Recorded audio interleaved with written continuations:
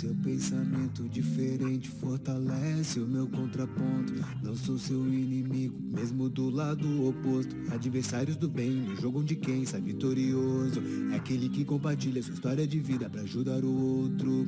O mundo parou, mas eu não quis descer. Em meio ao caos eu só quis vencer. Reinventando, transformando, sendo mais consciente, pra que minha história lá no futuro seja exemplo de case. Do caos ao case, do caos ao case, do caos ao case, do caos ao case, do caos ao case, do caos ao case, do caos ao case, do caos ao case.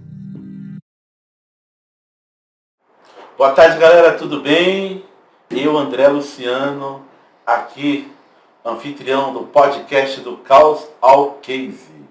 Hoje uma tarde maravilhosa, um convidado especial para você que tem relações jurídicas, que faz negócio em cartório, que vai levar documentos para reconhecer firma em cartório, escritura, venda de bens imóveis, transmissão de veículos, procuração, escritura de declaração. Você não pode perder esse podcast. Mas antes de mais nada, você deve se inscrever no nosso canal, dar o seu like e compartilhar também com seus amigos para que a plataforma entenda a relevância desse conteúdo, tá? O episódio de hoje é o episódio que eu tenho a honra de trazer para vocês aqui. Hoje, nosso convidado, Dr. Rafael Cimino. Obrigado, viu, André, pelo convite. Tudo bem, doutor? Tudo bem, tudo certinho. Uma boa tarde para o senhor. Boa tarde. Primeiro eu quero saber se eu posso falar de tudo. Pode falar de tudo. Sem limitação, sem filtro? Sem filtro, sem limitação. Então tá bom. Doutor, se apresente para a nossa comunidade, para os nossos ouvintes e o pessoal, os nossos seguidores da audiência do podcast do Caos ao Case. Tá, agradecer aqui o convite do André, sempre muito feliz aqui estar com o meu amigo. Meu nome é Rafael Cimino, sou tabelião de notas e protestos do 3º cartório de São Vicente. Atualmente estou aqui na Baixada já há 2 anos, desde que eu cheguei em março de 2020, um pouquinho antes da pandemia, e tive a sorte de conhecer o André, que é uma pessoa que conversamos bastante, trocamos bastante ideia, um excelente profissional, muito feliz de estar aqui junto com ele. Espero que vocês gostem bastante aí da nossa conversa e do nosso bate-papo e possam aprender algumas coisas aí dessa parte jurídica e também algumas coisas aí sobre a vida que a gente for conversar. Então tá. Doutor, o senhor está lotado no 3º cartório de notas de São Vicente, como o senhor muito bem disse, por 2 anos. E anteriormente, o senhor estava em outro cartório? Conta para nós aí a vossa trajetória. Sim, André. Desde que eu me formei na faculdade, eu comecei a trabalhar nessa área de cartório, mas o primeiro cartório que eu trabalhei era no interior, na região de Ourinhos, uma cidade chamada Ibirarema. Como? Ibirarema, chamava-se. Ibirarema. Sim, é uma cidade que tem mais ou menos uns 8 mil habitantes. Grande, hein? Bem grande. É do tamanho do bairro menor aqui de Praia Grande. Mais ou menos isso. Ela só tinha um bairro lá, que era o centro. Na Ibirarema. Ali é bastante terra vermelha lá, que você entrava lá com o carro, o pneu ficava tudo vermelho, tuas botas ficavam vermelhas, tudo ficava vermelho. Era uma terra, aquela terra vermelha, né, que o pessoal fala. Tá. E eu fiquei lá por 3 anos, de 2017 até 2020. E aí eu passei no concurso e vim aqui para São Vicente, né? E desde então tô aqui. Lá o Ibirarema, o senhor ficou quanto tempo lá, doutor? Fiquei 3 anos, de 2017 até 2020. E lá também o senhor também era tabelião de cartório? Lá eu era tabelião de notas, só que lá eu fazia parte do registro civil também. Eu fazia casamento, registrava nascimento, óbito. E aqui em São Vicente eu faço parte do tabelião de notas e do protesto. Tá. Então lá era um cartório, fazia as escrituras. Isso. E fazia também casamentos e tinha registro civil. Tinha registro civil. E hoje o senhor não tem essa atribuição aqui no cartório de São Vicente? Não, registro civil eu não tenho mais, agora a gente faz atribuição de protesto. Tá. De protesto a títulos não adimplidos, dívidas não pagas, esse tipo de coisa, além das escrituras. E quem determina essa divisão? Esse cartório vai fazer só registro civil, só protesto, vai fazer notas e protesto, notas e registro civil? Tem algum órgão que regula isso? Sim, isso é tudo regulado por lei formal do Tribunal de Justiça. Tem uma lei nacional que fala que cada município no Brasil precisa ter um registro civil para fazer nascimento, óbito, que é um serviço ali ligado com a cidadania, com os direitos essenciais. Só que agora outros cartórios como registro de imóveis, tabelião de notas, a quantidade depende do tamanho do município e da demanda da população. Mas pelo menos cada cidade tem que ter um cartório de registro civil. Então dessa maneira o Estado acaba regulando e vocês são vinculados ao Tribunal de Justiça. Exatamente. Vinculados ou subordinados? Somos vinculados ao Tribunal de Justiça. Ele exerce fiscalização sobre as atividades. Os juízes de direito, cada cartório tem o seu juiz de direito específico da cidade. E anualmente ele realiza uma correção para ver se o serviço está andando. Juiz de direito, corregedor? Corregedor, exatamente. O juiz chama juiz corregedor permanente. Permanente. Isso. Então vocês ficam, todos os atos são vinculados a uma espécie de auditoria do juiz corregedor. Isso. Realiza uma auditoria, chama correção, visita, né? Ele participa, todo ano tem uma correção.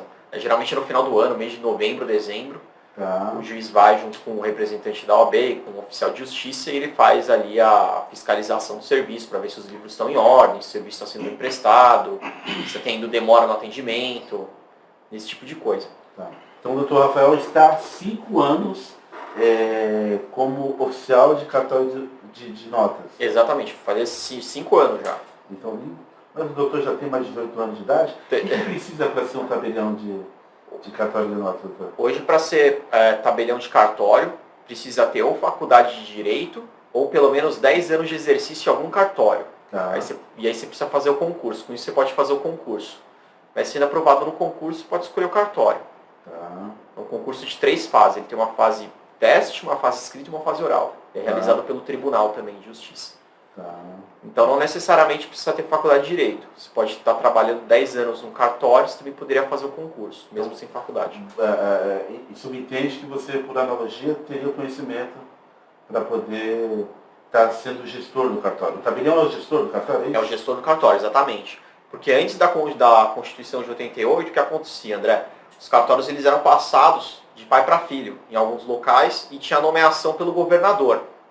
Os responsáveis eles eram nomeados. A partir da Constituição, começou a se prever o concurso público. E tinha muitos titulares pré-Constituição que eles não tinham faculdade de Direito. Eles eram nomeados porque não precisava ter faculdade de Direito.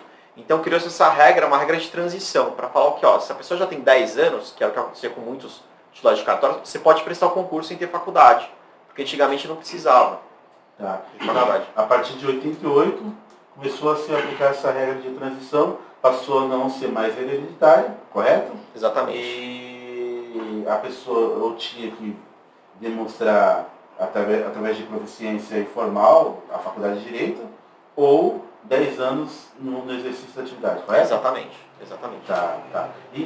E a pessoa lá, o estudante de Direito que está estudando, que de repente não pensa em advogar, que tem aí nos seus anseios, nos seus sonhos de ser um titular de cartório, é difícil você passar no concurso, doutor? André, eu costumo dizer assim que tudo é difícil, né? As pessoas às vezes falam, isso aí é simples, isso é fácil, eu não vejo nada fácil. As coisas têm sempre uma complexidade por trás, né? A gente vê muito aqui também, quando vai fazer compra e venda, parece tudo a mesma coisa, só que sempre tem uma peculiaridade, né? Tem sempre um cliente, né, um vendedor que não é igual a outro vendedor, embora em essência seja só uma compra e venda de imóvel. Um está pagando dinheiro, está dando imóvel, mas nunca é igual, né? Então, assim, não é simples, é difícil, mas não é impossível. Né? A pessoa que se dedicar a estudar, levar a sério a faculdade, as matérias, vai conseguir ter resultado. Né? Não tem segredo. E o senhor logo que saiu da faculdade passou no concurso? Como que foi, doutor? Passei. Eu saí da faculdade em 2015, aí em 2016 eu fiquei estudando, que abriu o concurso, em dezembro de 2015, em 2017 eu entrei. Que beleza, hein? Que beleza. Aí a família ficou toda orgulhosa? Ficou feliz. Então o senhor termina a faculdade em 2015? Isso, aí 2016 é o concurso, foi todo 2016, o ano de 2016 aconteceu o concurso, 2017 eu assumi. Aí é um ano o concurso? Geralmente demora um ano, mais ou menos. Todas as fases demoram um ano. Que é isso? É para fazer desistir? É demorado. Costuma demorar. Tá. Doutor, hoje já com 5 anos aí no exercício da atividade, O senhor está lotado aqui em São Vicente, né? E eu queria contar para o pessoal que a nossa história de relacionamento com o cartório do senhor está lotado vem por conta da pandemia. Vem a pandemia, eu sempre tive muito bom relacionamento, ainda tenho, e sempre levei as escrituras aqui para lavrar no cartório só, chegava lá às 10 para a comunicação, 10 e meia, 11 horas, às vezes você lavrava a escritura. Vem o advento da pandemia, vem as restritivas impostas pelo Estado, que tudo era incógnita, né? E aí essas escrituras começaram a ser manejadas para datas futuras e eu não me sentia confortável com aquilo, eu comecei a diversificar e algumas coisas levar para o cartório lá do senhor também. Quero dizer que é uma honra também ter o respaldo do Estado através do vosso cartório, mas o senhor me chamou a atenção por conta de ser um tabelião tão novo e tão antenado, porque há 2 anos atrás o senhor começa a me promover a questão do e-notariado, o senhor estava promovendo também que estava terminando um livro. Eu gostaria que o senhor pudesse externar com detalhes, com riqueza de detalhes, essa questão do e-notariado, que hoje eu estou vendo aqui vários cartórios que não faziam, a tá usando o e-notariado. Sim, sim. Bom, o que é o e-notariado, doutor? Obrigado pelas palavras, André. A honra é toda minha, assim, saber que tem ainda profissionais que valorizam nossa atividade. Então, o e-notariado ele surgiu nesse contexto da pandemia, justamente porque houve um isolamento, para não propagação, aumento dos casos do vírus. Então, muitos comércios fecharam, as pessoas pararam de sair de casa, principalmente ali em 2020 até a metade de 2021. E criou-se esse sistema, que é um sistema em rede, em nuvem. Eles usam aquela tecnologia blockchain para permitir a assinatura das escrituras por meio do computador, por um certificado digital, videoconferência, sem que a pessoa precise sair de casa. Então é uma coisa muito boa, porque às vezes a pessoa está em outro país, e aí precisava ir no consulado, e o consulado, todos os consulados, a maioria estava fechado, precisava agendar com 30 dias de antecedência, a pessoa tinha pressa. Muitas vezes perdia um negócio aqui no Brasil, ou deixava de realizar um ato, porque não tinha como fazer. Esse notariado permitiu que as pessoas parassem de se locomover, né, até o cartório, até o consulado, ou até outro lugar, e fizessem diretamente de casa, por meio do certificado que é emitido pelo próprio cartório, inclusive, de maneira gratuita. Então isso vem ajudando bastante. Né, eu acho que é um passo assim, importante, eu sou entusiasta desde o começo que foi permitido isso, né, para valorizar a nossa atividade. Né. Hoje a gente vive nesse mundo que tudo é rápido, tudo se transforma, é dinâmico. As pessoas querem, o pessoal da velha guarda, eu penso que talvez tenha um descontentamento, mas aceita. Mas o pessoal, os mais jovens, eles querem nos negócios jurídicos, a instantaneidade que eles têm nos celulares deles aí nas outras relações, né? E o e-notariado acabou permitindo isso. Ele acabou permitindo isso e mantendo a segurança que já tinha. Por isso que é muito bom. Né? Ele deu essa rapidez para os negócios, para esse anseio, essa pressa da sociedade cada vez maior, mas ainda com a segurança. Se poder ser a pessoa ser identificada, saber que aquela pessoa é mesmo aquela pessoa, que ela está querendo exatamente que ele está dando a chancela do Estado, mas agora por meio de um ato eletrônico. E como que o Estado sabe que Beltrano de tal é o mesmo que está do outro lado da Terra? A gente faz a validação dos dados por meio de biometria com outros órgãos públicos. Né? O cartório, ali dentro dessa Lei Geral de Proteção de Dados, a gente pode ter acesso para fins de identificação única e exclusiva da pessoa e emissão desse certificado, que o certificado é como se fosse uma identidade da pessoa na rede, né? Como se fosse o RG da pessoa. E nós emitimos esse certificado. A gente valida esses dados em outros órgãos, como o Detran, Junta Comercial, e etc. Né? Ele é validado em todos os órgãos ou é por amostragem em um ou em outro? É por amostragem. Né? É por amostragem. A gente valida e entre os próprios cartórios também. Por exemplo, se você, por exemplo, tem uma firma no CHOG, eu consigo ter acesso à sua firma para fazer a sua identificação. Por quê? Porque você foi uma vez já identificado por um tabelião, que é o CHOG. Com base nisso, eu pego essa informação para fazer a tua identificação, única e exclusivamente para isso. Então, deixa eu voltar aqui e cortar o senhor, doutor. Então, se o senhor, para validar aquele seu ato jurídico que está para começar ali, o senhor busca por amostragem, lá no Detran, no IRGD, ou num outro cartório, de uma outra cidade, por exemplo, aqui o cartório SOGE, eu poderia dizer para o jovem corretor ou para o jovem advogado da advocacia jovem, que seria uma espécie de prova emprestada, é isso? Que já foi validada lá, você faz prova emprestada para validar aqui? Exatamente, exatamente. Eu recebo os documentos de identidade e essas informações, por exemplo, um cartão de firma que o outro cartório me fornece, ele é só o fim único e exclusivo de eu fazer a identificação. De eu saber que aquela pessoa é aquela pessoa. E depois a gente faz outra verificação por meio de videoconferência. Tá. Eu fiz algumas escrituras lá no seu cartório. Sim. Com pessoas que estavam fora do país, que estavam em outros lugares. Mas eu gostaria, doutor, a gente contextualizar.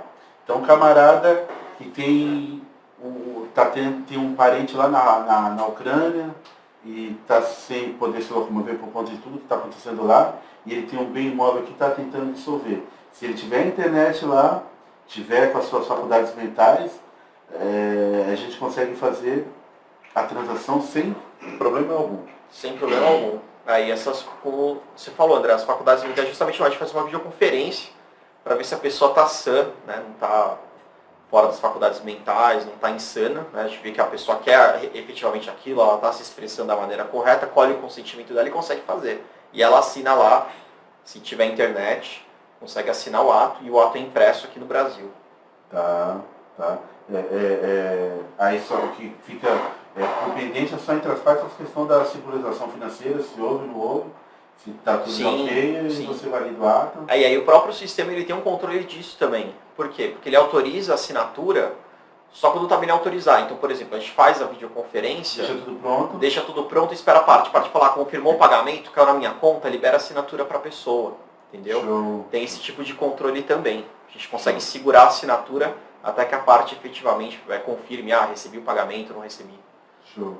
Então o senhor é um privilegiado, porque o senhor vem para o mundo à frente de um tabelião de cartório, e dali 2, 3 anos tem essa mudança, porque o que aconteceu na questão do notariado, aconteceu para nós também com o advento da Covid. Sim. Eu passei a viver um mundo novo, eu comecei a assinar um monte de contrato digital, sim, que até para nós aqui, nunca fomos atrás, porque não se fazia necessário e existiam os preconceitos na nossa mente, que fica na nossa mente, fala, tá, mas estou acostumado com conhecimento de firma, e se der problema jurídico na frente, como que o juiz vai entender que aquele fulano foi o Beltrano e tal? E já passou, foi 2 anos e hoje está atual. Hoje boa parte dos documentos a gente acaba assinando aí de maneira digital. Aí, doutor, o senhor, eu perguntei, brinquei até se poderia ser tabelião de cartório com menos de 18 anos. Quando o senhor entra, já estava com qual idade, não? Estava com 22, ia fazer 23. 22, bacana. E passado esse período, fora a questão do notariado, houve mais mudanças na questão de cartório? Teve algumas outras mudanças, na verdade estão correndo bastante mudanças. Né? A gente está falando, a sociedade vai avançando, os cartórios eles vão se adaptando. Acompanhando. Né? Justamente porque a mídia ataca muito. Muitas vezes eu acho que por desconhecimento, né? Tem muitos políticos que entendem o valor da atividade e muitos outros que eles se valem do discurso, vamos acabar com isso, vamos acabar com aquilo, para ganhar voto. Né? Por quê? Mas por desconhecimento da importância do cartório. Mas na verdade eles não querem acabar os cartórios. Tem muita gente que quer pegar o que a gente faz para fazer. Né? Vender o nosso peixe. Então a gente tem que estar sempre melhorando, fazendo uma coisa melhor do que o outro. Não se basear somente na lei que garante um monopólio dessa atividade. Né? Para os cartórios, não vou dizer monopólio, mas assim, atribuição exclusiva pela Constituição para fazer por meio de concurso, mas tem muitas entidades assim que têm interesse em pegar esse tipo de atribuição e se vale muitas vezes da desinformação das pessoas para divulgar informações falsas. Né? Hoje, por exemplo, por exemplo, falar que assim, o cartório só serve para reconhecer firma e autenticar cópia. Né? E o reconhecimento de firma e autenticação de cópia, eles são facultativos desde 1970. Né? Tem uma lei da desburocratização, não há obrigatoriedade na maioria dos atos de você reconhecer firma e autenticar cópia. Por que as pessoas reconhecem então? Porque para elas tem uma facilidade, né? Elas têm segurança nisso, elas confiam no cartório para ir lá e bater o carimbo e reconhecer. Né? Embora não haja essa obrigatoriedade, que não existe. Eles falam, o cartório não serve para nada. Hoje a gente consegue fazer um inventário, às vezes num período de uma semana. Antigamente no judiciário demorava 1, 2 anos, para mais, 3, 5 anos de fazer. Hoje é um ato que você faz de maneira muito mais simples em 1 ano. Né? Facilita muito. Então hoje o cartório pegou alguns atos judiciais e trouxe por extrajudicial, Sim. é isso? Sim. Então aquele eventual inventário, onde as partes se entendem, Sim. não existe litígio, não existe ruído, podemos dizer que aquele período que levaria ali anos no judiciário, o senhor consegue resolver em 1 semana, 10, 15 dias no cartório, é isso? Exatamente. E como que seria esse ato, doutor? O inventário é como você falou, André. Tem que ser acompanhado de advogado? Precisa de advogado, o advogado sempre vai assistir as partes, tanto no inventário como no divórcio. Tá. Né? Ele continua essencial e é muito importante a assistência do advogado, ele está aconselhando as partes também, tendo esse contato com o tabelião. Tá. E as partes precisam estar concordes. Né? É como você falou, quando não tem litígio entre as partes, não tem sentido fazer no judiciário. Você acionar o judiciário, que já está abarrotado de muitos casos, né, para fazer uma coisa que as partes estão de acordo. Né? Então eu acho que esse controle da vontade das partes pode ser feito pelo cartório, de maneira eficaz com a assistência do advogado. Né? Isso tem se mostrado muito eficiente. Tá. O senhor falou de divórcio também, existe a possibilidade de fazer hoje o divórcio? O divórcio ainda extrajudicial. mais rápido ainda. O divórcio às vezes sai no dia. E quando tem menor? Quando tem questão de menor, o que acontece? Se as questões da guarda, visitação já estiverem decididas no judiciário, é possível que se faça o divórcio. Como envolve interesse de incapaz, o cartório ainda não pode atuar. Tá. Tem algumas decisões já permitindo o inventário com o herdeiro incapaz, desde que seja uma partilha igualitária. Né? Isso é um movimento que está tendo para já permitir esses dados, inclusive quando tiver incapaz. Mas ainda está em uma fase embrionária, mas já tem algumas decisões nesse sentido aqui no Tribunal de Justiça. Tá. Já que o cartório absorveu essas questões do extrajudicial, hoje a questão de a pessoa que quer usufruir de algum bem imóvel também consegue fazer extrajudicial no cartório? Consegue. Hoje eu uso capião, quando também não tiver litígio, ou seja, oposição do proprietário, ela pode fazer no cartório de notas e depois encaminhar esse procedimento diretamente no registrador de imóveis. E assim, quando não houver oposição do proprietário, então tecnicamente o senhor iria citar o proprietário para ver se ele concorda? Exatamente. O que acontece? O tabelião ele vai até o local, ele vai atestar a posse, falar, efetivamente, se o usucapiente aqui, o requerente, ele está aqui há muito tempo já, ele se comporta como dono, os vizinhos conhecem ele, se for um prédio o síndico conhece, aqui tem um monte de documentação de água de luz, ele lavra uma ata. Né? Nessa ata tem todas as provas de que aquela pessoa está exercendo a posse há tanto tempo. Com essa documentação, ele leva para o registrador de imóveis, a ata notarial, eventuais contratos que ele tiver e também um requerimento assinado por um advogado. Tem que estar também assistido por advogado. E no registrador de imóveis, o que ele vai fazer? Ele vai analisar todas essas provas e vai verificar se efetivamente aquela pessoa tem a posse ou não. E para isso ele vai citar a pessoa que consta como proprietária da matrícula. Se ela não responder em 15 dias, presume que ela aceitou. Se houver impugnação, aí vai para o judiciário. O registrador ele vai tentar fazer uma conciliação entre as partes, ele chama as duas para conciliar antes de levar para o judiciário. Se não der certo, leva para o judiciário. E toda essa prova que foi feita na ata, essa documentação, ela pode ser reaproveitada numa eventual ação de usucapião judicial também. Tá.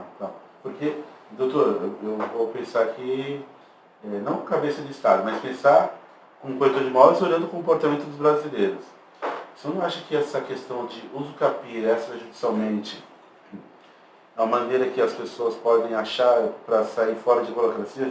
Às vezes de outras coisas, a pessoa teria a obrigação de fazer uma notificação. Sim. E está buscando usucapiar por conveniência própria. Não pode fazer mau uso da possibilidade? Não existe essa possibilidade de o pessoal desviar a finalidade? Pode sim, inclusive para não recolher imposto de transferência. O pessoal costuma fazer isso, mas o próprio provimento que regulou essa usucapião, ele fala que o registrador, se verificar isso, ele tem que negar o pedido. Então ele vai ter um controle no cartório de imóveis justamente para saber por que você está usando o uso capião e você não está se valendo, por exemplo, da uma adjudicação, por exemplo. Né? Tá. Se for o fim, ou por exemplo, a pessoa recebe o bem de inventário, o pai faleceu, a mãe faleceu, a pessoa está recebendo aquele bem. Ao invés de registrar o inventário, recolher imposto de herança, a pessoa prefere usucapiar o imóvel, aí não precisa pagar imposto. Entendeu? Então esse pedido provavelmente vai ser negado. Então o Estado está atento também. Está atento, está atento. A eventual burla de formalidades, né, ou de recolhimento de imposto, o Estado ele pode acabar negando. Embora eu já tenha visto decisão, entendimentos que dizem que a usucapião é uma opção da parte e ela poderia escolher a usucapião mesmo que ela tenha uma outra via para conseguir aquele bem. Já tem gente que defende nesse sentido. Mas aí o senhor já está indo para uma seara de... eu estou dizendo, a gente tem que parar com essa mania de dar um jeitinho. Essa maneira legal de dar um jeitinho, porque às vezes quem conhece a lei acaba usurpando. Usurpando dela. Né?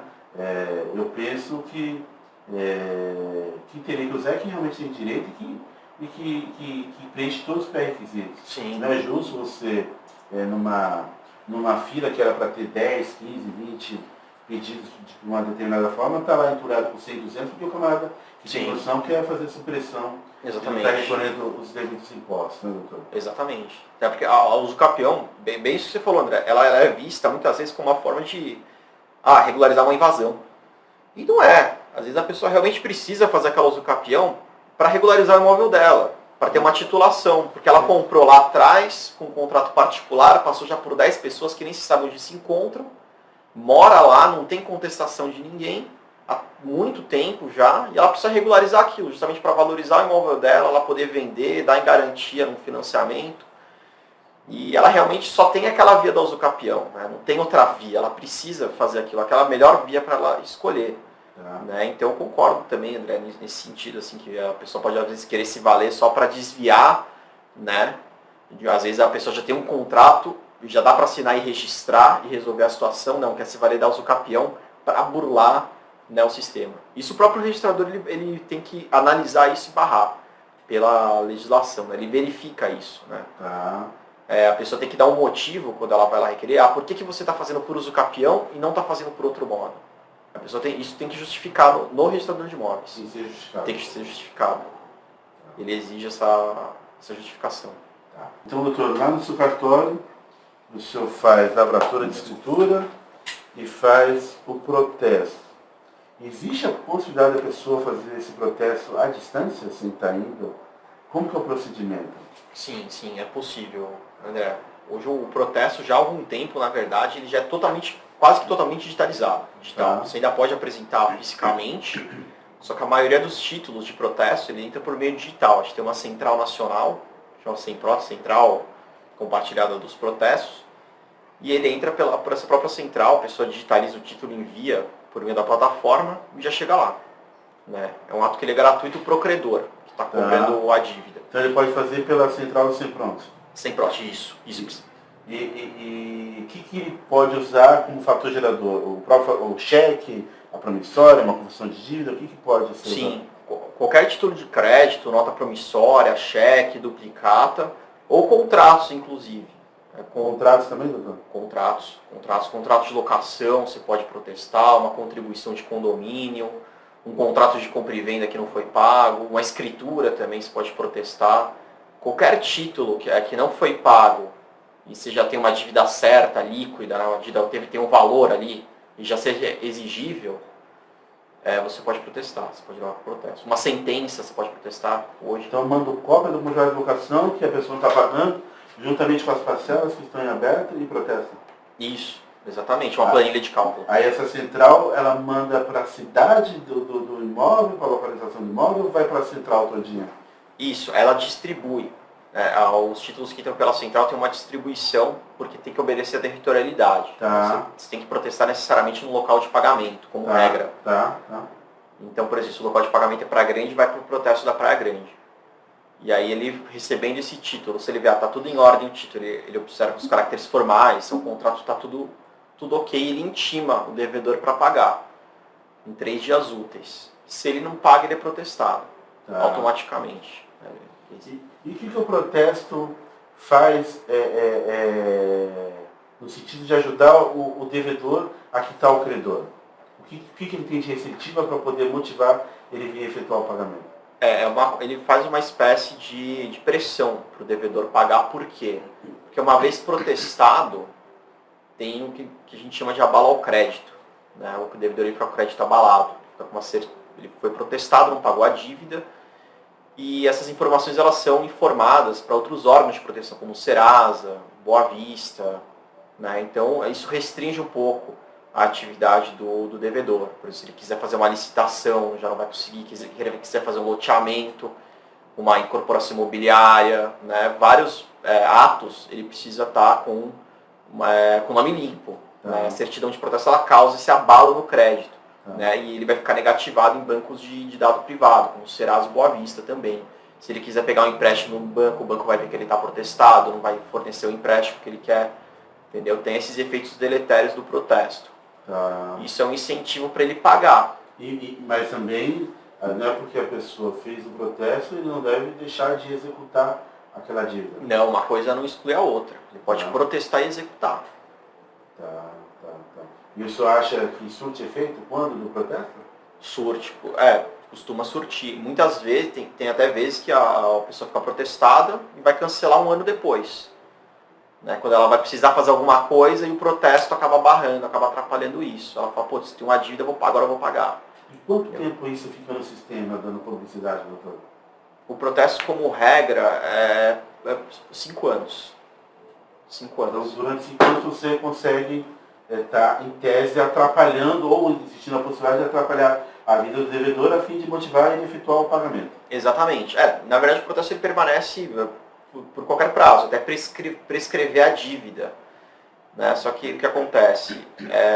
Geralmente as entidades elas pedem certidão de protesto no prazo de 5 anos. Elas querem ver se nos últimos 5 anos ele tem alguma dívida. Aí, muito raramente alguém pede um protesto além de 5 anos. Bacana. Então o senhor falou de escritura, protesto. No caso de procuração, doutor,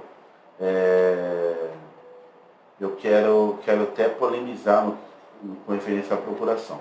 Mas primeiro, vamos fazer o feijão com arroz.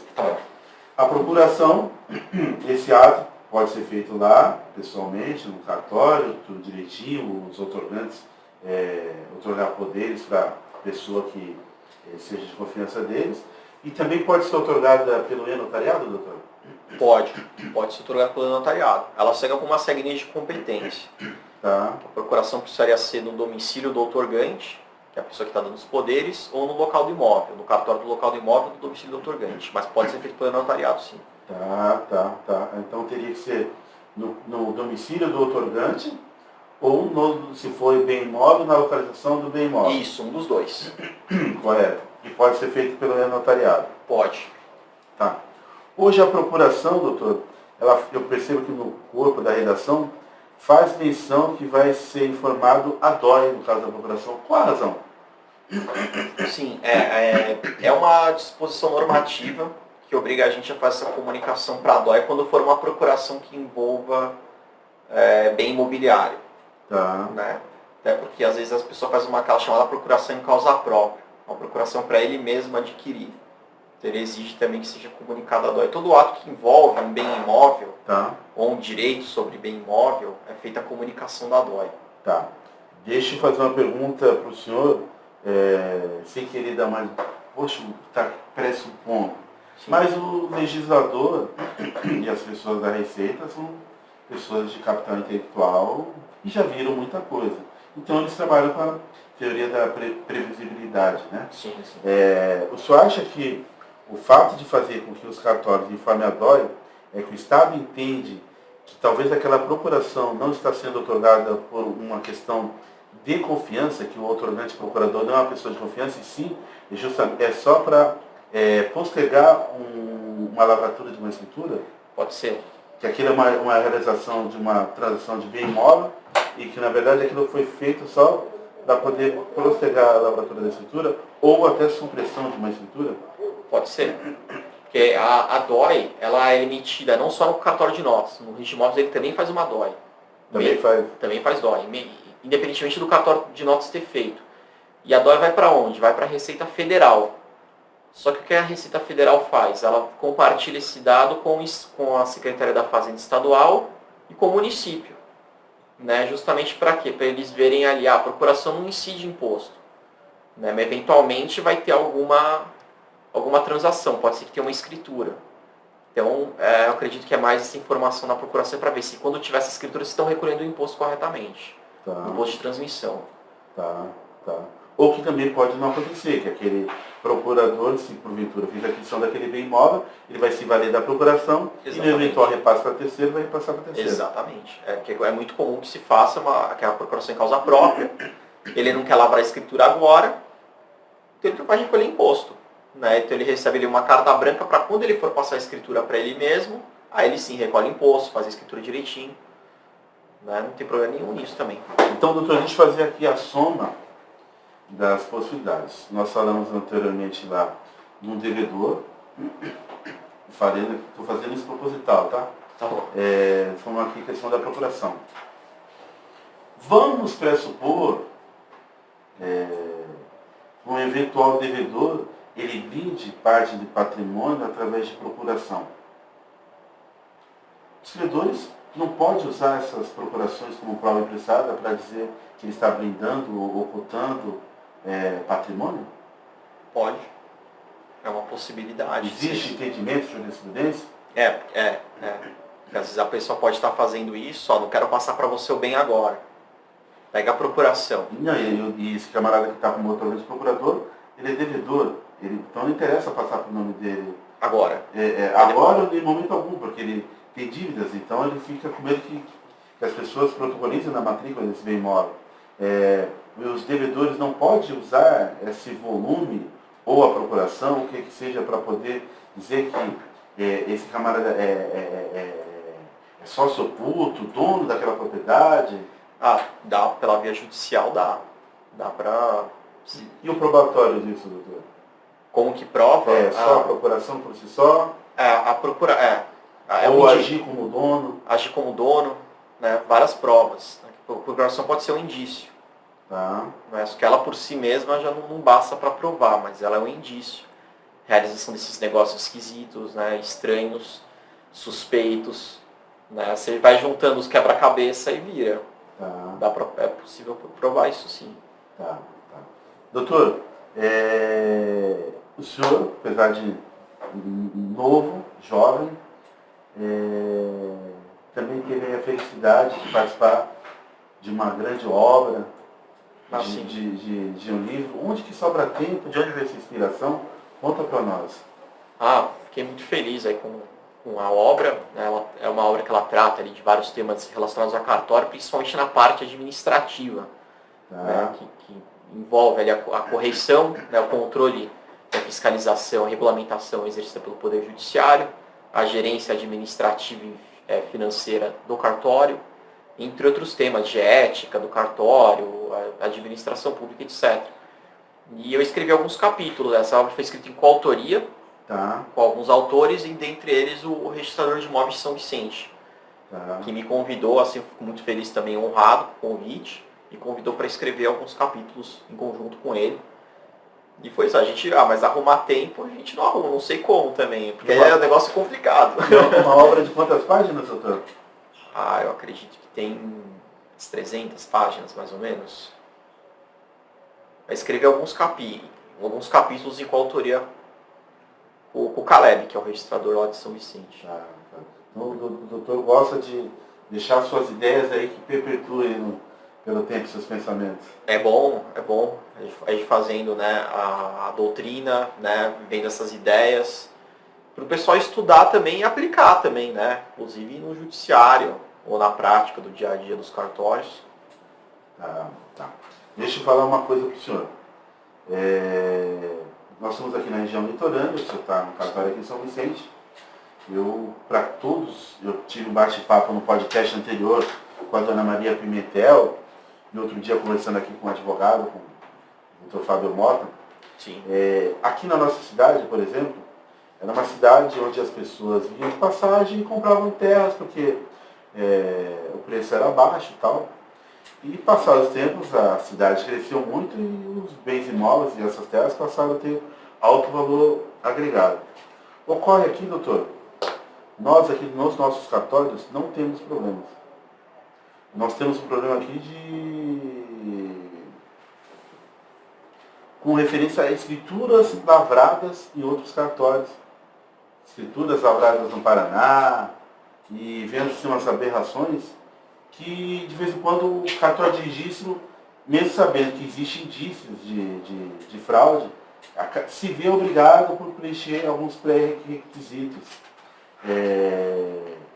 O senhor, hoje, como agente do Estado, por delegação que seja, como que vocês veem isso? O Estado está tentando combater isso? Sim. Você, como que faz para pegar e para se proteger disso? Então? O que acontece, né? Cada estado tem uma regulamentação. Né? Os concursos, eles são estaduais, faz concurso para um estado.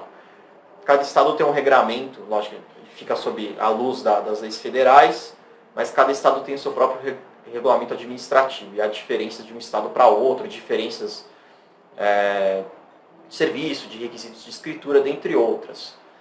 Aqui em São Paulo, tenho muito orgulho de falar que o nosso estado de São Paulo ele é muito avançado nisso. Ele foi pioneiro nessa regulamentação da atividade dos cartórios e vem sendo copiado por outros estados, também de maneira exemplar. Por exemplo, o estado de Santa Catarina tem um ótimo código de normas, também o estado do Rio Grande do Sul, estado do Rio de Janeiro, Minas Gerais, são ótimos exemplos assim.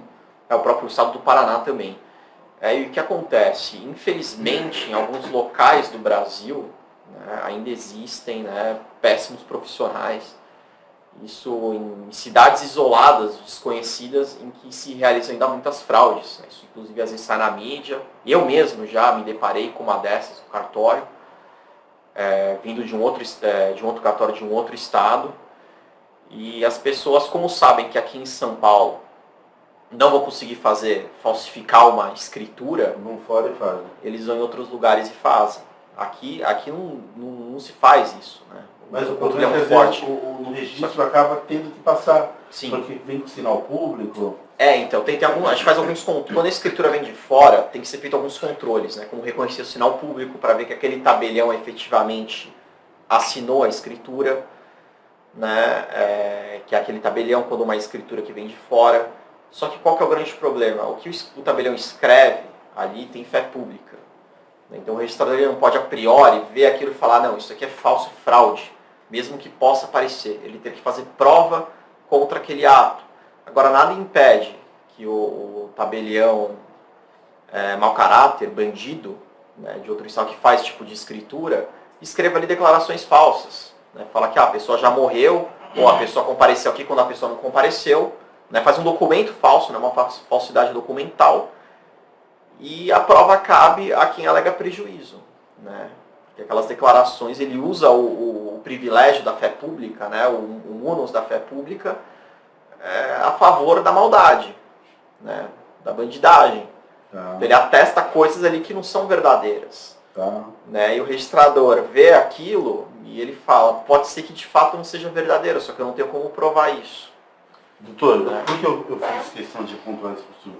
Eu peguei aqui alguns casos, eu tive um caso até próprio, de interesse próprio, porque os cartórios de imóveis, na sua maioria, são muito rigorosos no registro de todo e qualquer documento hoje. Você leva uma escritura pública feita por um banco, os analistas lá são super preparados. E sem contar que eles têm uma base de dados gigantesca e quando algo está incompatível, eles dão exigência e recurso de registro por conta para você ter que se manifestar referente a uma eventual divergência. Mas eu vejo que em alguns casos de escrituras lavradas em outro estado,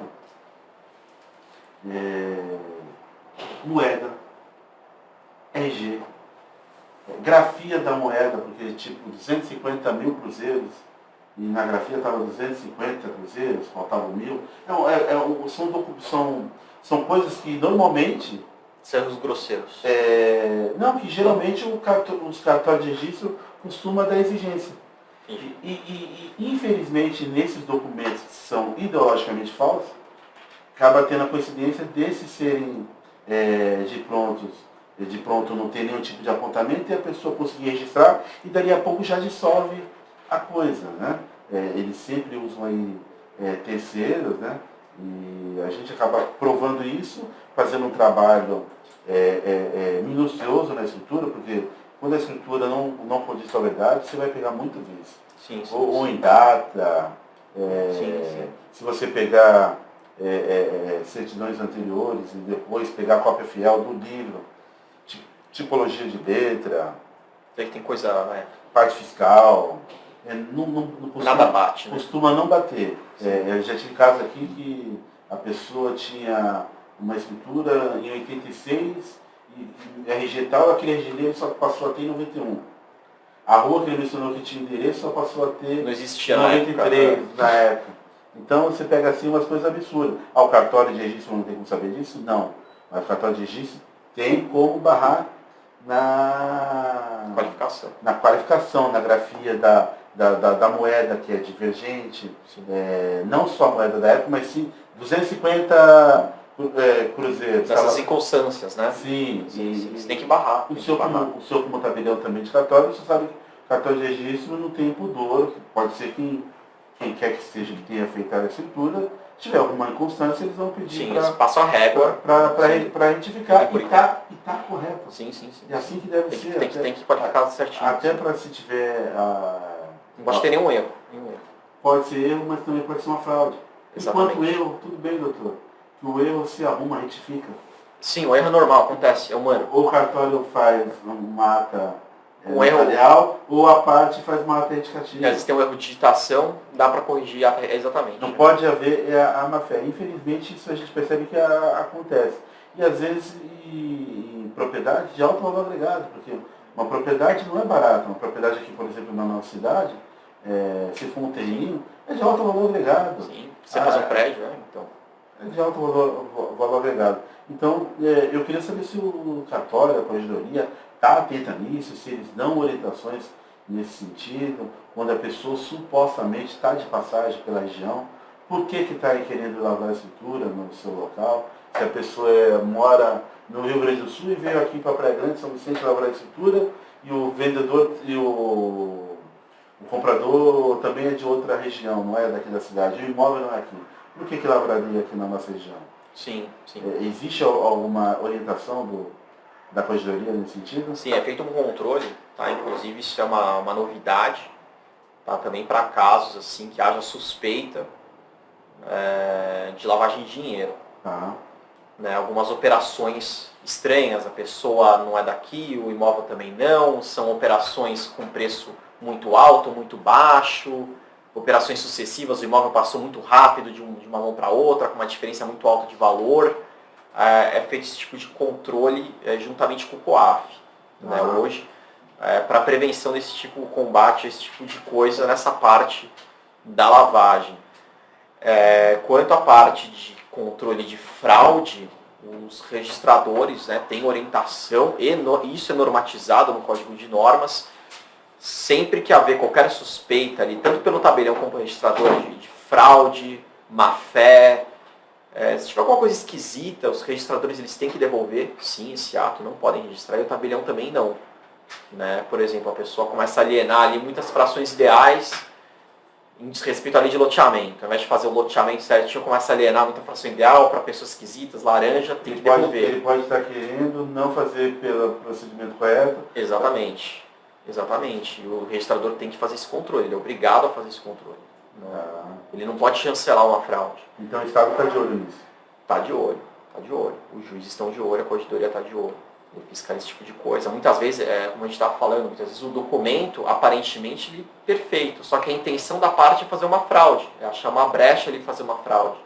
Né? O que eu vi recentemente, inclusive no cartório, sendo um pouco da parte imobiliária, para a parte de direito de família, assim, para as partes familiares. São pessoas lá fora que requerem lavratura de procurações para casamento e dá, sei lá, um mês do casamento, a pessoa já está se divorciando e casando com uma outra pessoa. Num curto período de tempo, vi pessoa que casou 4 vezes em 2 anos. Por que a pessoa faria isso, doutor? O que eu entendo, né? A pessoa está lá fora, tem uma cidadania estrangeira, ela casa com uma pessoa por procuração aqui no Brasil para a pessoa conseguir algum visto, alguma cidadania para ir para lá. E quando consegue, divorcia. E aí casa com outra e vai vendendo isso. Também existe essa... E aí você pega isso como? Não dá. Você tem que pegar na prudência. Na prudência o que é? Na experiência mesmo. Né? Você vai sentindo, você fala, pô, isso aqui tá estranho. A pessoa já casou, separou, vai casar de novo? Tem alguma coisa errada. Aí você vê que a pessoa não é que ela casou e separou e as duas moram aqui, não. Uma mora lá fora. E ela só casa por procuração. Tá toda hora mandando procuração para casar, mas não mora junto. Cada um mora num país. Estranho. Né? É esquisito, né? No mínimo... Agora, o pessoal está sempre inventando. Performando aí a traquinagem, né? Exatamente. Nossa, se o pessoal usasse essa imaginação para Pro bem, sei lá. coisas boas, coisas né? boas. Eu acho que o país já teria aí a bomba atômica, já teria foguete. Já teria um monte de coisa, estaria avançado, já carro voador. Nossa, o pessoal é danado em inovação, né? Era artimanha, né? Então existe essa traquinagem também. Existe. Então o camarada casa por procuração, separa, depois casa com o outro, depois separa, só para conseguir cidadania num determinado país que ele tem interesse em ter o passaporte, seu visto. Exatamente.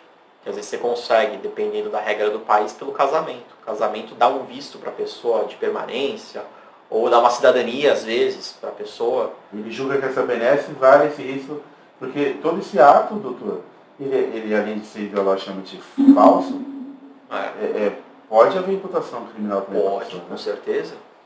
Com certeza. E não só aqui, como no país de... Pode dar problema lá, né? Agora, como é que a gente combate isso, né? Prevenindo. Quero fazer isso.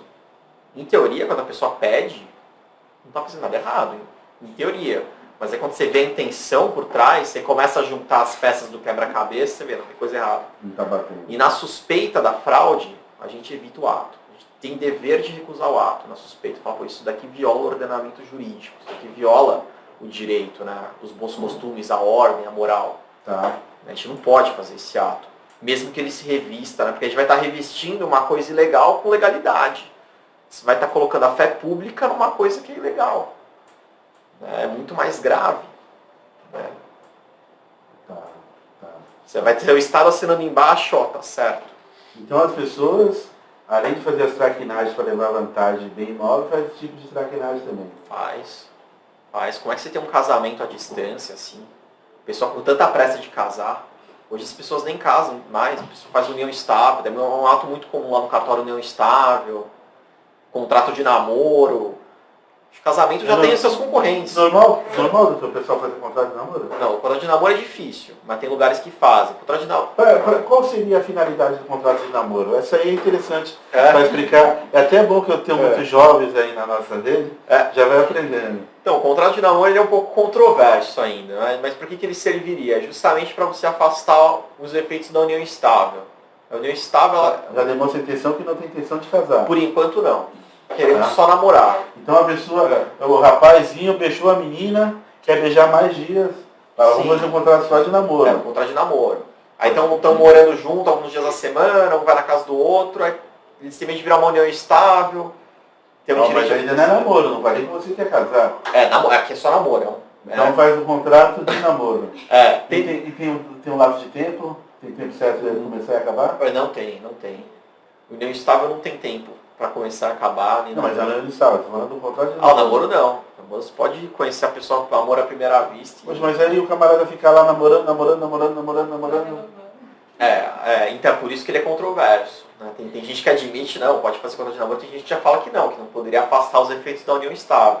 A união estável, quando você está lá, quer a mesma família, e de fato você se comporta como um casal, a união estável incide. Tá. Os seus efeitos, que elas têm regras protetivas, né? Companheiro. Tá.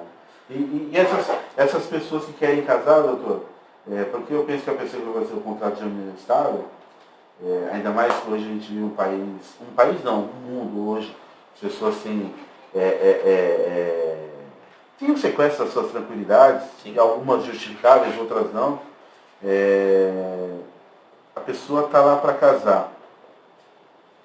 o pacto. O que o senhor pode nos dizer com referência ao pacto antinupcial?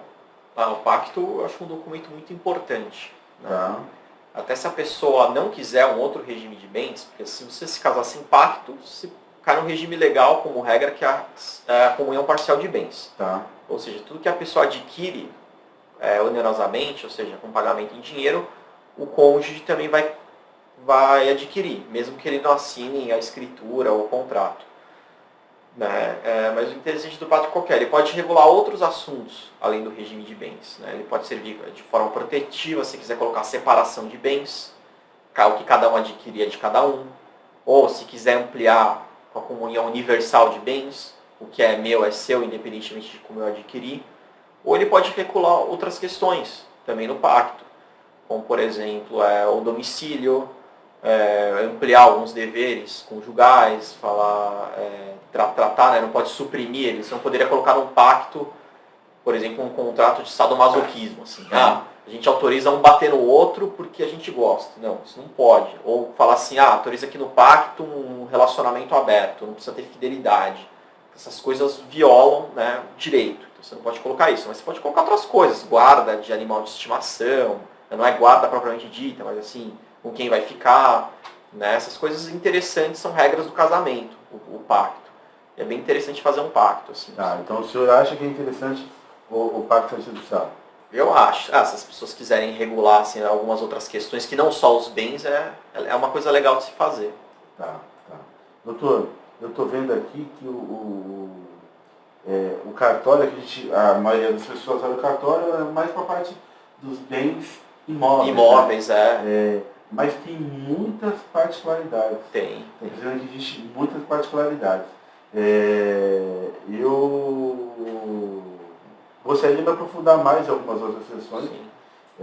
A gente aqui tem costume de levar o conteúdo aí de 1 hora e 10 para as pessoas, mas eu vou ter que levar o senhor, convidar para uma segunda, uma terceira, com prazer. Uma quarta data, porque eu estou percebendo que tem muita coisinha para a gente entrar em detalhes, porque o conteúdo que o senhor tem como tabelião no cartório é enriquecedor não só para mim como corretor de imóveis, mas para os nossos amigos, para os advogados, para os clientes, para a gente buscar uma paridade de conhecimento e evitar os erros, porque existe muitas provas, mas existe muita coisa aí que é erro. É erro, às vezes, desconhecimento. Falta de conhecimento. E nada melhor do que essa aproximação dos profissionais que militam na área, com o tabelião, com o senhor, por mais que seja jovial, tem aí, o garoto parece o Guga Chakra aí com 8 anos de idade, mas tem muita coisa para trazer para quem está na militância diária, né? E levar isso de maneira mais simples. O senhor bacana que o senhor está trazendo dentro de uma linguagem que eu penso que não só quem é advogado está absorvendo, mas o consumidor final consegue absorver e está didático. Da maneira que está passando, está didático. Precisa ser. Topa umas novas datas, doutor? Por favor, André, será um prazer, uma grande honra participar. Doutor, hoje o mundo mudou e com a pandemia potencializou mais ainda a questão da parte digital. O pessoal que quiser contactar lá o cartório, lá, como que faz nas redes? Acha nas redes? Acha nas redes, temos o Instagram do Qual que é o endereço? Terceiro Notas São Vicente, salvo engano. Agora Terceiro Notas São Vicente. E no Instagram? No Instagram Técnica Notarial. Técnica Notarial. Isso. Tá, no YouTube tem alguma coisa? Ainda não temos usado, tem que fazer. Estou atrasado um pouco nas partes de divulgação. E o telefone fixo do cartório, doutor? 013, né, 3466-3535. 013 3466 3535. 3535. Isso. Doutor, o senhor, apesar de muito jovem, percebe que o senhor tem um conhecimento vasto. Eu acho que o senhor passou a vida toda estudando aí, 24 horas por dia, não sei. Todo dia, Todo dia, né? Tem que estudar. Estou todo dia mudando tudo.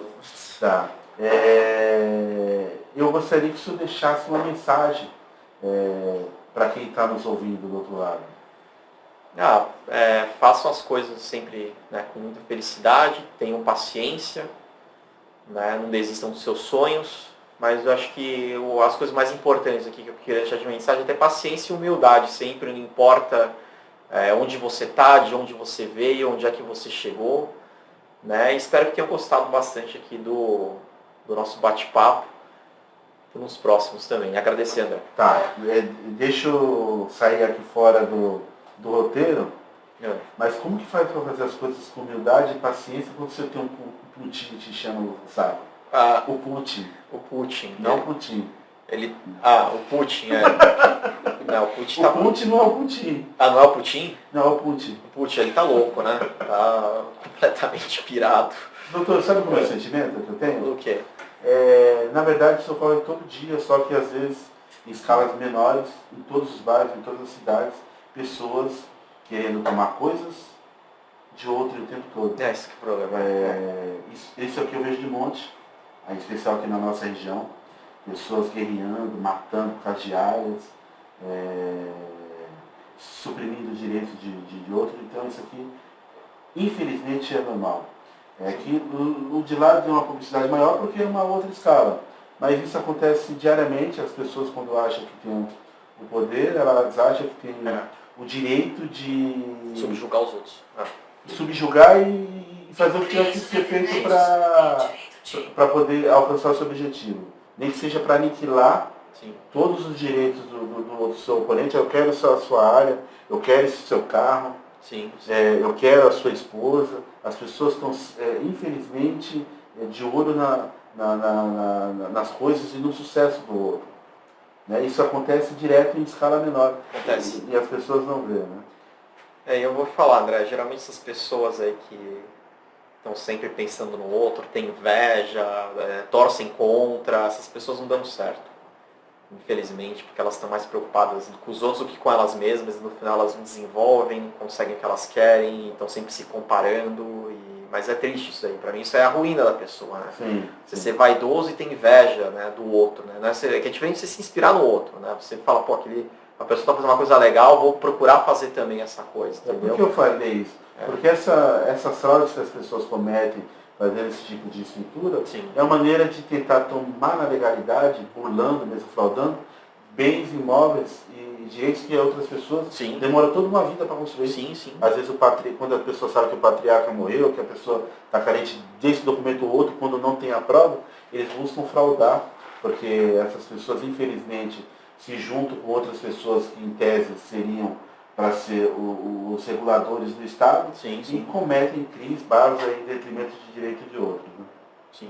E isso vai prejudicar esse outro, né? Acabar com a vida dele em larga escala, isso vai ser ruim para todo mundo, até para a própria pessoa que está fazendo a fraude. Não avalizando, doutor, sem querer polemizar, é avalizar. Quando um camarada vai lá e rouba um celular ou o relógio do outro, que também não é correto, e ele é pego, ele é sancionado, é imputado para ele um tempo de prisão. Para mim, esse camarada que frauda, que rouba terreno, que rouba apartamento, que rouba direito de outro, eu não vejo o mesmo tipo de sanção. Eu quero agora levar para a questão da guerra. Até outro dia atrás aí, os americanos foram combater de maneira desproporcional os iraquianos e os afegãos. Agora, quando encontraram lá um camarada louco que está disposto a tudo e que tem um arsenal de guerra em mãos, percebeu que a conduta dos líderes do mundo foi bem diferente. Mas é isso. Desproporcional, né? É 2 pesos, 2 medidas. Infelizmente, né? Como se falou, o cara que rouba o relógio, ou o cara, vou um exemplo pior ainda, o cara que rouba uma maçã no mercado. O cara é preso sem direito a nada, torturado, espancado. É o cara que rouba milhões, aí fica tranquilo, ou não acontece nada, ou às vezes é chamado para dar palestra. Então, umas coisas assim que não dá para entender. Assim, e aí é exaltado como um cara inteligente, um cara bom, e o outro é um bandido, não vou falar com os palavrões, mas é isso. Foi meu sentimento. Eu senti, me tocou para narrar, de fazer essa analogia desproporcional, porque muitas dessas pessoas que hoje na internet tem um monte de jogador. Só que tem legislador e jogador na internet. Mas não consegue julgar o que acontece do seu lado. Não consegue. O que acontece do seu vizinho. Não consegue se auto-julgar. Assim, do vizinho, pessoas que até outro dia estavam aí fraudando o sistema, dizendo que estava desempregado para pegar o auxílio, o benefício do governo. E tirando de quem precisa de verdade, entendeu? Esse é o problema, né? Então, desculpa, porque eu vejo o senhor e o Estado. Então é a maneira de eu levar a minha voz. Sim, e levar o grito de muitos. Sim, mas é verdade. Doutor, foi bom para o senhor? Foi excelente. Então, adorei. Se foi bom para o senhor, foi bom para nós. Que bom. Eu vou convidar o senhor para outras datas. Vai ser um prazer. Porque tem muita coisa para a gente explorar. Sim. Eu penso que tem... E hoje vou, inclusive, marcar uma data para o senhor e com um advogado para a gente bater uma bola aqui do ponto de vista do pessoal do direito. Vamos. Tudo bem? Um bate-papo jurídico. Vamos. Tá Por bom? favor, André. Vai ser um prazer. Então tá bom, doutor. Muito obrigado, viu? Muito obrigado, doutor. Mas antes de mais nada, peça para o pessoal dar o like, curtir aí e compartilhar com os amigos. Sim, por favor, todo mundo puder curtir, compartilhar, gostou do conteúdo, curtir, se não gostou, dá para os inimigos ver, então, também, para dar like, manda para todo mundo que quiser, viu? Muito obrigado. Obrigado.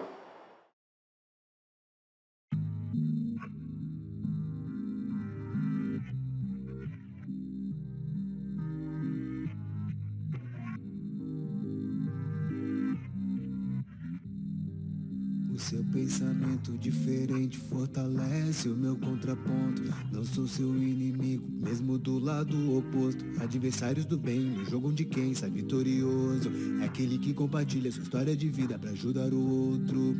O mundo parou, mas eu não quis descer. Em meio ao caos, eu só quis vencer. Reinventando, transformando, sendo mais consciente. Pra que minha história lá no futuro seja exemplo de case. Do caos ao case, do caos ao case, do caos ao case, do caos.